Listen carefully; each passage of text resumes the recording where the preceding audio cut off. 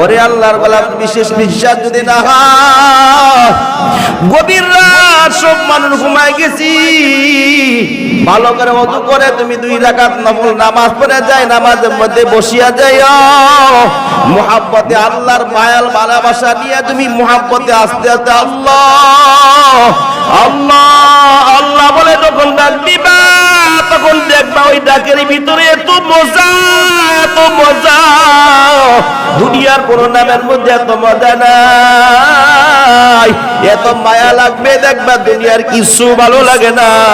তুমি শত চেষ্টা করলো তোমার জবান থেকে আল্লাহর নাম তুমি বাদ দিতে পারবা না। জোরে জোরে কোন সুবহানাল্লাহ। আল্লাহ আল্লাহ क्या मुबारक नाम है, अल्लाह अल्लाह आशिकों का काम है, अल्लाह अल्लाह या खफिया या जली, हर के गोयद अल्लाह अल्लाह शुद्ध ओली, अल्लाह अल्लाह शुद्ध ओजीफा औलिया, अल्लाह अल्लाह शुद्ध ओजीफा अंबिया। জোরে কোন আল্লাহু আকবার, আর জোরে বলেন আল্লাহু আকবার। ইব্রাহিম আলাইহিস সালাতু ওয়াস সালাম পাহাড়ের মধ্যে কিনারে বসে বলে আল্লাহর ডাকতেছি, শয়তান পরীক্ষা করার জন্য তার সামনে হাজির। শয়তান আয়েশা বলতে লাগলো, ইব্রাহিম আমি মুসাফির মানুষ, আমি মুসাফির মানুষ, বাড়ি যাওয়ার জন্য কোনো টাকাও নাই, কোনো বাহনও নাই, তোমার তো অনেকগুলা বকরি দুম্বা ওট আছে, আমাকে একটা ওট দান করো, তাহলে আমি আমার বাড়ি যাইতে পারবো। ইব্রাহিম আলাইহিস সালাতু ওয়াস সালাম বলল, দূর হয়ে যাও, আমি আমার মালিকের নাম ডাকতেছি, কেন ডিস্টার্ব করো? এর মুসাফির তোমার যতগুলা ওট দরকার, যা দরকার সব নিয়ে যাও, তারপরও আমার মালিকের নাম থেকে আমাকে গাফেল করে দিও না। জোরে কোন সুবহানাল্লাহ। يا أيها الذين آمنوا لا تلهكم أموالكم ولا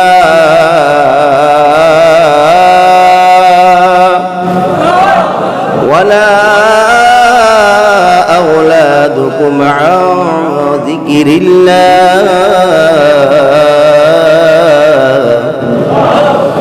يا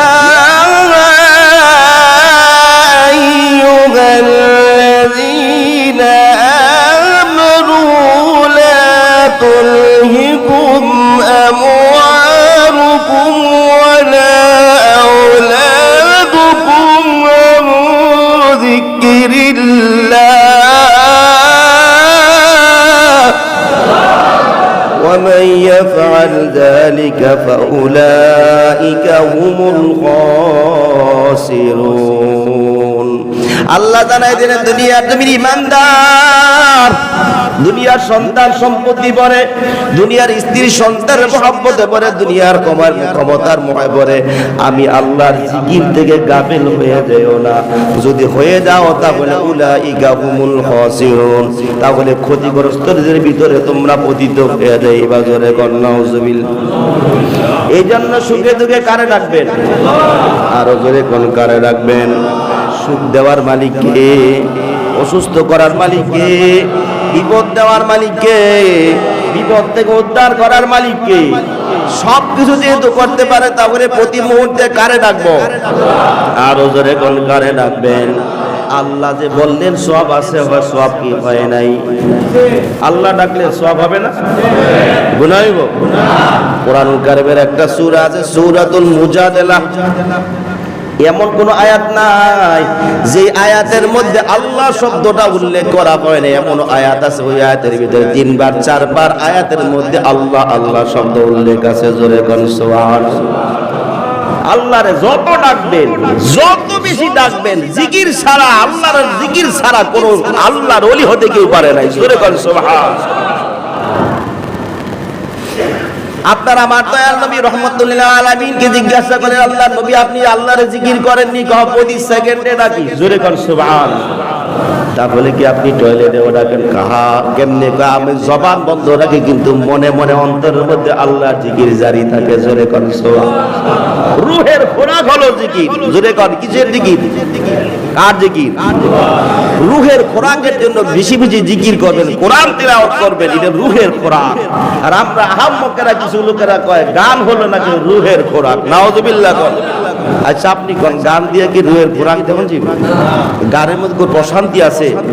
এটা কানের মধ্যে শুনলে 2-1 সেকেন্ড, 5 মিনিট, 10 মিনিট ভালো লাগবে, এর বেশি ভালো লাগবে। কিন্তু রূহের যে খোরাক আছে এটা খাবার নয়। এই রূহের খোরাক রূহকে জিন্দা রাখার জন্য, সতেজ সবল রাখার জন্য আল্লাহ জিকির আর কোরআন তেলাওয়াত থেকে বেশি কোনো ঔষধ নাই। জোরে কোন সুবহানাল্লাহ। ইব্রাহিম আলাইহিস সালাতু ওয়াস সালামকে আবার বলা হলো আপনি আমারে 10টা দেন। কয় 10টা না, তোর যা দরকার সব নে। জোরে কর সুবহানাল্লাহ। আবার বলতে লাগলো 10টা না 100 দরকার।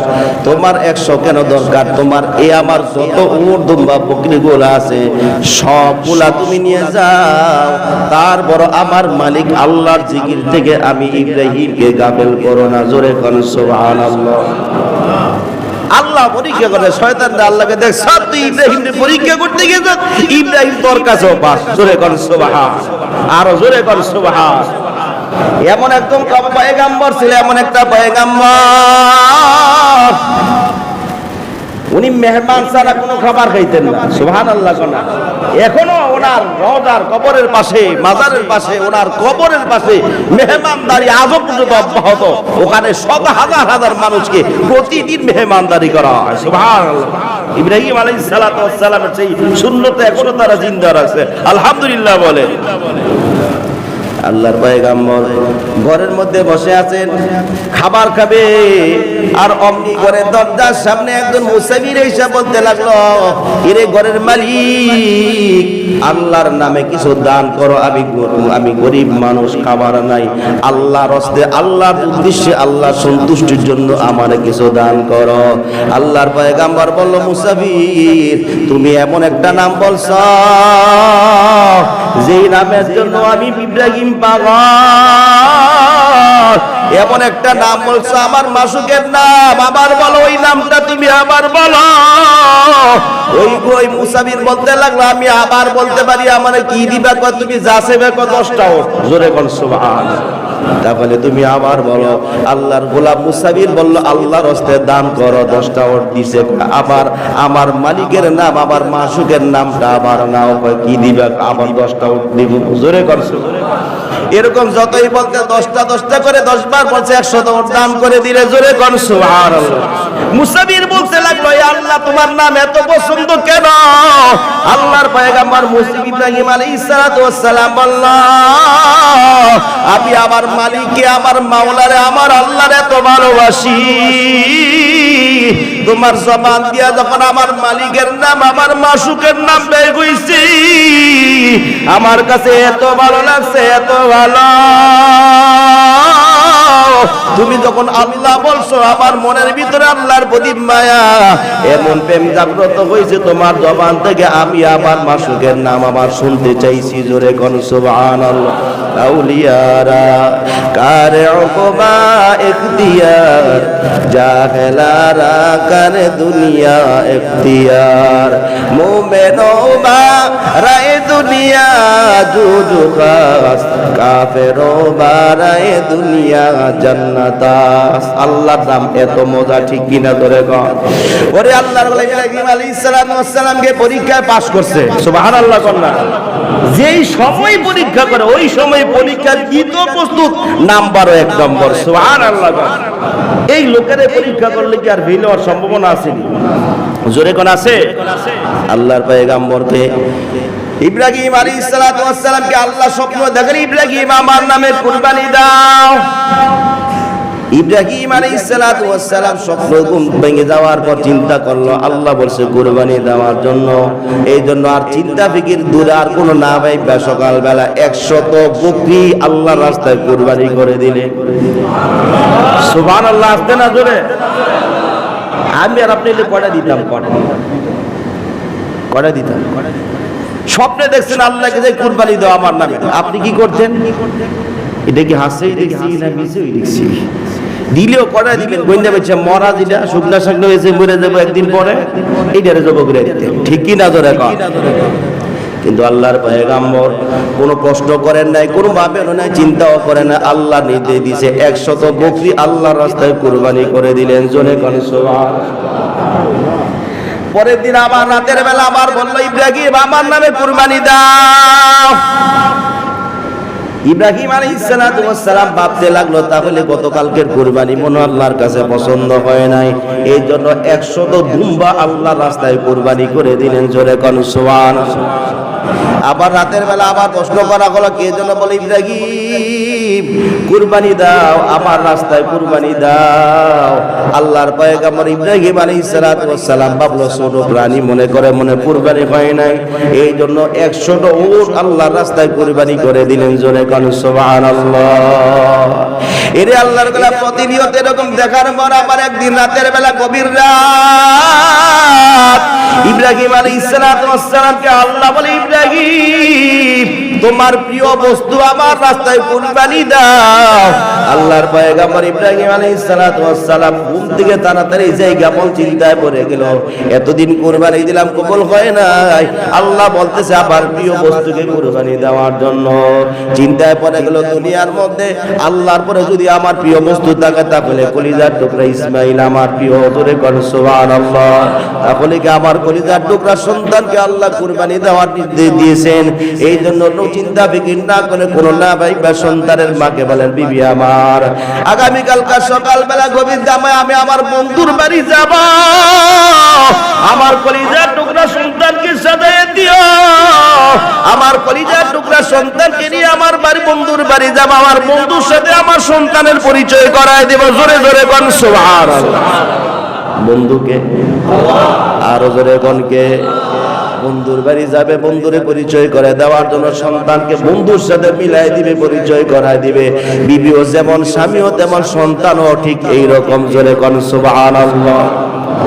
ও আমার ভাই, যখন আল্লাহ নির্দেশ দিয়েছে কি আর দেরি করা যায়? কথা কয় না, দেরি করা যায়? শুধু শুধু ইব্রাহিম আলাইহিস সালাতু ওয়াস সালামের ব্যাপারেও নয়, আপনার আবার নবী রাহমাতুল লিল আলামিনকে আল্লাহ যখন যেই মুহূর্তে নির্দেশ যা করতেন 1 সেকেন্ডও বিলম্ব করতেন না, মুহূর্তের ভিতরে তার আল্লাহ হুকুম মানার জন্য পাগল হয়ে যাইতেন। জোরে কোন সুবহানাল্লাহ। যেমন একটা রাওয়াতের মধ্যে আসছে, আল্লাহর পয়গম্বরকে আল্লাহর নবী ঘরের হুজুরা মসজিদের কিনারে তার বাসা ছিল, আল্লাহর নবীর বাড়ি ছিল, ঘর ছিল, মাঝখানে মাত্র একটা ওয়াল পার্থক্য ছিল। আল্লাহর নবী আয়েশার সাথে ঘরের মধ্যে বসা, অমনি জিবরাইল এসে বলতে লাগলো, আসবিরু নাফসাকা মাআল্লাযীনা ইয়াদউনা রাব্বাহুম। ওগো পয়গম্বর, আল্লাহ নির্দেশ দিয়েছে যারা সকাল সন্ধ্যা আল্লাহর জিকির করে তাদের সাথে বসার নির্দেশ আল্লাহ আপনারে দিয়েছে। জোরে কোন সুবহানাল্লাহ। এরে আল্লাহর গোলাম, মিশকাত শরীফে, বুখারী শরীফে আল্লাহর নবীর হাদিসগুলো এইভাবে ধরা হইছে। আল্লাহর নবীর চাদর মুবারক অর্ধেক কাঁধের মধ্যে ছিল আর বাকি অর্ধেক জমিনের মধ্যে ছিল। জিবরাইল যখন আয়াত করে শোনাইলেন, আল্লাহর নবী আর দেরি করে নাই, উইটা এমন দৌড় দিছে, চাদর কি আছে না নাই খবর নাই। চাদরের এক অর্ধেক কাঁধা কাঁধের মধ্যে আর বাকিটা জমিনের মধ্যে শেষ চাইতেছে। জোরে কোন সুবহানাল্লাহ। নির্দেশ কার? আরো জোরে কোন কার? আল্লাহর নবীদের যদি এমন নির্দেশ হয়, তাহলে তোমার আমার বেলা কি নির্দেশ বিধি নিষেধ করো আছে? নিজরে কোন? আল্লাহ আমাকে কুরবানি দেওয়ার জন্য দিয়েছে, কুরবানি দেওয়া লাগবে, কার জন্য দিবেন? আরো জোরে কোন, কার জন্য? নামাজ পড়বো এটা কার জন্য? হজ করবো কার জন্য? রোজা রাখবো কার জন্য? যাকাত দিব কার জন্য? যত ইবাদত বন্দেগী হবে সব একমাত্র কার জন্য হওয়া চাই? আরো জোরে কোন, কার জন্য? অনেকে ডরে কুরবানি দেয় না, চিন্তা করে কুরবানি দিলে পাবো 20-30 কেজি, অর্ধেক যদি 3 ভাগ করতে গিয়ে যদি 1 ভাগ যদি সমাজ দিয়ে আলাম লাগে, বাকি যদি আমার আত্মীয় স্বজন দেওয়া আমার বাগের থাকবে কদ্দুর, এই ডরে আর কুরবানি দেয় না। জোরে কোন আছে না নাই? এই কথা কোন আছে না নাই? আচ্ছা, আপনারা এই বলে সারা বছর গোস্ত কিনে খাওয়ার মতো তৌফিক কি আল্লাহ আমাদেরকে দেয় নাই? সপ্তাহে 2-1 বার কি গোস্ত, গরুর গোস্ত কেউ খান নাই, এরকম আছেন? কথা কোন আছেন? ধনী বলেন গরিব বলে সপ্তাহে দুই একবার গরু গোশত খাওয়ার মতো তৌফিক কি দিবেন আল্লাহ? খাইও তো, ঠিক কিনা জোরে করে খাই না? তাহলে কুরবানির গোশতই যে আমার খাওয়া লাগবে কোনো কথা আছে? কথা কোন খাওয়া লাগবে কথা আছে? তো কুরবানির গোশত যদি আমার এক টুকরাই নসিবে থাকে, বুঝতো এটা আমার রিজিক, এটি আমার আল্লাহ পছন্দ করে দিয়েছে। অনেক মহিলারাও বলে যে সমাজে গোশত দিয়া দেওয়া লাগবে, আত্মীয় স্বজনের দেওয়া লাগবে, গরিব লোকের দেওয়া লাগবে, কুরবানি দিতাম না। এরকম লোক আছে না নাই? মহিলাদের বেলা কেন, আমাদের বেলা হতো একই, ঠিক কিনা ধরে কন? এটা হাম্মো কি কথা? কুরবানি কি আপনি খাওয়ার জন্য দিয়েছেন? কুরবানি দিয়েছেন আল্লাহ সন্তুষ্টির জন্য। তাহলে গোশত থাকুক আর না থাকুক সেই দিকে আমার দেখার টাইম নাই। আমার গোশত নসিবে যদি থাকে হবে, না হলে সব আল্লাহর রাস্তায় দান হবে, ঠিক কিনা ধরে কন? নিয়তকে খারিজ করে, নিয়তকে বিশুদ্ধ করেন যে আমার সব যত ইবাদত বন্দেগী, জীবন মরণ, নামাজ রোজা হজ যাকাত কুরবানি সবকিছু একমাত্র আল্লাহর জন্য, ঠিক কিনা ধরে কন? গোশত থাকুক আর না থাকুক, কুরবানি যদি আল্লাহ তৌফিক দেয় দিব ইনশাআল্লাহ, ঠিক কিনা ধরে কন? অনেক লোকেরা চিন্তা করে 20,000 30,000 দিয়ে কুরবানি দিয়ে লাভ কি? এটা সুদে লাগাই তো আছে না নাই? জোরে করে আছে না নাই? তো খাইলে তো খাইয়ে নিলাম, তো কি আর বাচ্চা দিব নি? এটাকে আল্লাহ দেহে না মনে? কথা কোন আল্লাহ কি দেহে না? কি জবাব দিবেন আল্লাহর কাছে? এই টাকা পয়সা আপনি সুদে লাগান, যাই করেন, ব্যবসা বাণিজ্য আপনার চালান খারান যাই করেন না কেন, আপনি চলে যাবেন, এগুলা ঠিকই পড়ে থাকবে। এই দায়ভার সন্তানরা নিবে। সন্তানরা ভালো কাজে ব্যয় করবে না খারাপ কাজে ব্যয় করবে, এই খবর তো তোমার আর আমার নাই, ঠিক কিনা ধরে কন? বিশাল বড় মহাঅট্টালিকা বানা, 5 তলা 10 তলা বাড়ি বাড়া সম্পদ বানা সন্তানদের দিয়ে গেছো, সন্তান পায়ের উপর তুলে খাইবে, তোমার নামে দান করবে কি করবে না? এই টাকা ভালো কাজে ব্যয় করবে না খারাপ কাজে, এই খবর তো নাই। এই দুনিয়া থাকা অবস্থায় এমন কিছু করে যাও যা আমি যাওয়ার পরেও যাতে আমার আমল দুনিয়া থেকে বন্ধ না হয়, জোরে কর সুবহানাল্লাহ, ঠিক কিনা জোরে কর? কারণ দুনিয়ার মানুষ সব স্বার্থপর, কথা কয় না? স্বার্থ ছাড়া কোনো মানুষ আপনার সাথে ঘুরবে না। বাপ বলেন, মা বলেন, সন্তান বলেন, ভাই বন্ধু বলেন, স্বার্থের জন্য সবাই পাগল। স্বার্থ শেষ, আপনিও শেষ। কিন্তু আল্লাহ বলে তোর মধ্যে আর আমার মধ্যে কোনো স্বার্থকতা নাই।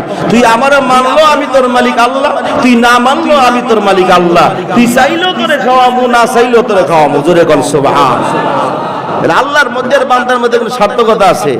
স্বার্থ ফুরাইলে বন্ধু কেটে পড়ে, স্বার্থের জন্য ভাই থেকে ভাই আলাদা হয়, স্বার্থের জন্য মা বাবা থেকে সন্তান আলাদা হয়ে যায়। কিন্তু আল্লাহ বলে আমার মধ্যে আর তোর মধ্যে স্বার্থকতা নাই, তুই দূরে সরাই দিল আমি তোর সঙ্গী আছি, জোরে কর সুবহানাল্লাহ। আল্লাহ যেহেতু আপন, তাহলে কার দিকে আর চিন্তা করবো? আমার যত ইবাদত বন্দেগী হবে আল্লাহর জন্য, ঠিক কিনা জোরে কর? তাইলে বোঝা গেল গোশত থাকুক আর না থাকুক, ভাই আর না ভাই, কিন্তু কুরবানি দিবই দিব, ঠিক কিনা জোরে কর? দিবেন তো ইনশাআল্লাহ? আল্লাহ আমাদের তৌফিক দান করেন।